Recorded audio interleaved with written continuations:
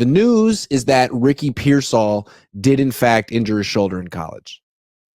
Mike Silver reported it earlier this week on KNBR. He didn't really report it. He mentioned it on KNBR. He didn't write it in the Chronicle unless I missed that article or even tweet it, but he mentioned it like, oh, by the way,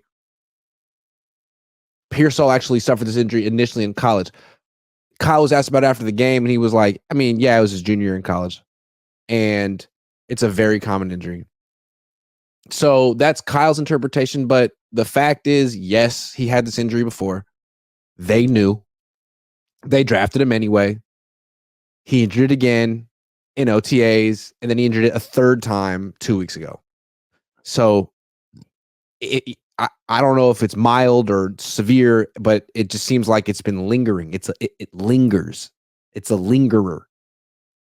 Lingers. So that's the news there. It sounds like I don't know. I mean, we don't know if he's going to play week 1, but it doesn't sound promising. And my prediction, based on very little information here, is that even if he is cleared to play week 1, he'll be inactive because he hasn't done anything this offseason. He missed all the preseason games and like all but 4 or 5 practices. And when he was in the practices, he wasn't like a full go. They wouldn't let him do one-on-one drills or anything exotic like that. So that's not great.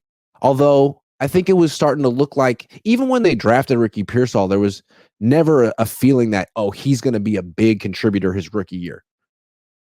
I mean, maybe if they trade Brandon Ayuk, then Ricky Pearsall could be, but from the hamstring, I mean, we're not even talking about the hamstring pull. He's got a recurring shoulder injury, plus he pulled his hamstring.